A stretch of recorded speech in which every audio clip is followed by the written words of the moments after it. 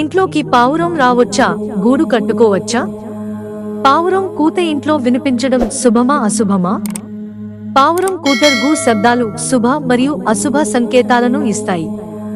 అంతేకాకుండా వాటి కూటర్గు శబ్దాల ద్వారా భవిష్యత్తులో జరిగే సంఘటనల గురించి కూడా తెలుసుకోవచ్చు. ఈ సంకేతాలను గుర్తించడం ద్వారా చెడు సంఘటనల గురించి జాగ్రత్త వహించవచ్చు. చాలా ఇళ్లలో పావురాల రాకపోకలు ఉంటాయి. పావురం గు అనే శబ్దం వినిపిస్తుంది. శకున శాస్త్రం ప్రకారం ఉదయాన్నే మీకు పావురాల గుటర్గు వినిపిస్తే ఇది మంచి సంకేతం. దీనివల్ల లాభం కలిగే అవకాశం ఉంది. ప్రాతకాలంలో లేదా మొదటి జాములో పావురం కూయడం శుభప్రదం. కానీ పగటిపూట 4వ జాములో పావురం కూయడం మంచిది కాదు. ఇది అశుభానికి లేదా ఏదైనా పనిలో నష్టానికి సంకేతం కావచ్చు.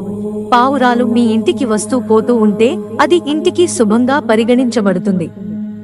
ఇంటికి పావురం రావడం వల్ల సానుకూల శక్తి పెరుగుతుంది. వాటికి ఆహారం తప్పకుండా తినిపించండి. పావురానికి ఆహారం ఇవ్వడం వల్ల గురువు, బుధ గ్రహాల నుంచి కూడా శుభ ఫలితాలు లభిస్తాయి. శకున శాస్త్రం ప్రకారం పావురాలు ఇంటికి రావడం శుభం, కానీ ఇంట్లో గూడు కట్టుకోవడం అశుభంగా పరిగణించబడుతుంది.